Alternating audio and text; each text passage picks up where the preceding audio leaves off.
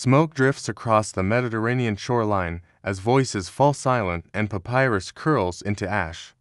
Few stories symbolize lost knowledge more powerfully than the fate of the Library of Alexandria. Welcome to Mysterio Archives, unlocking the secrets of time. Today, we're uncovering the Lost Library of Alexandria, an institution that once sought to gather all human knowledge and forever change how civilizations understood learning. Alexandria was founded in 331 BCE by Alexander the Great on Egypt's northern coast, positioned between the Mediterranean Sea and the Nile Delta. Designed as a cosmopolitan capital, the city quickly became a crossroads linking Greek, Egyptian, Persian, and Near Eastern cultures. After Alexander's death in 323 BCE, Egypt came under the rule of Ptolemy I Soter, who transformed Alexandria into the intellectual heart of the Hellenistic world.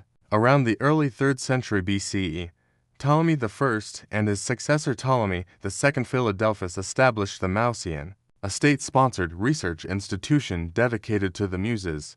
Attached to it was the Library of Alexandria, not a single building but a complex of archives, lecture halls, gardens, and residential quarters for scholars. Its purpose was unprecedented: to collect, translate, and preserve every book worth knowing. Ancient sources, such as Strabo, describe scholars receiving stipends, free lodging, and meals, allowing them to focus entirely on research. The library aggressively acquired texts.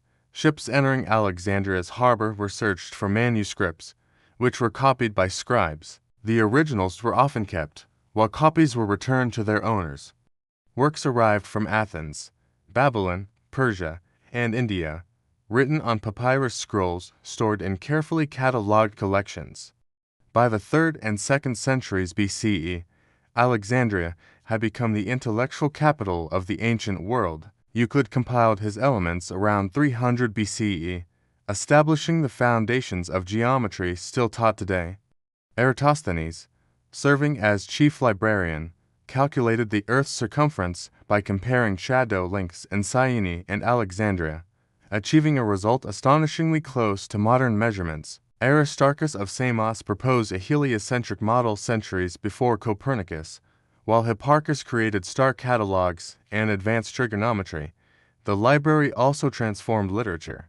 Scholars such as Zenodotus and Aristarchus of Samothrace compared multiple versions of texts like Homer's Iliad, creating standardized editions through careful textual criticism.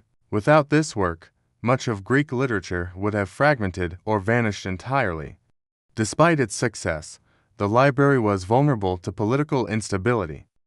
One of the earliest reported losses occurred in 48 BCE during Julius Caesar's involvement in a civil war in Egypt. Ancient writers, including Plutarch, note that fires set during fighting in Alexandria have destroyed book storage areas near the harbor. However, these accounts do not describe the complete destruction of the library, suggesting partial damage rather than total annihilation. Under Roman rule, Alexandria remained important, but funding for scholarly institutions declined. By the 3rd century CE, the city faced repeated unrest. The Mouseion appears to have lost state support, and scholarly activity gradually diminished. In 391 CE, Emperor Theodosius I ordered the closure of pagan temples, including the Serapeum, which may have housed a secondary collection of texts. Archaeological evidence indicates destruction of temple structures, but does not confirm the burning of a vast library. Later legends blamed Arab conquerors in the 7th century CE, but modern historians widely reject this claim due to its late appearance in historical sources and lack of contemporary evidence. These stories reflect medieval mythmaking rather than verified history. What emerges from modern scholarship is not a single catastrophic fire, but a slow erosion. The Library of Alexandria faded through neglect, political change, religious transformation, and the loss of institutional support. Scrolls decayed, scholars dispersed, and intellectual traditions migrated to new centers such as Rome, Baghdad, and Constantinople. Yet the library's legacy endured. It pioneered the idea that knowledge should be collected systematically, preserved, and shared across cultures. Its methods influenced later Islamic scholars during the Abbasid Golden Age and shaped the foundations of modern libraries and universities. The true tragedy of the Library of Alexandria is not only what was lost, but what it represented, a belief that humanity could understand the world better by preserving the wisdom of the past. This is the Mouseion Archives, unlocking the secrets of time. The past shapes the world we live in today. If this story made you see history differently, like the video, share it with a fellow explorer of time, and join the conversation below. Subscribe to Mouseion Archives and help preserve the stories that built our world.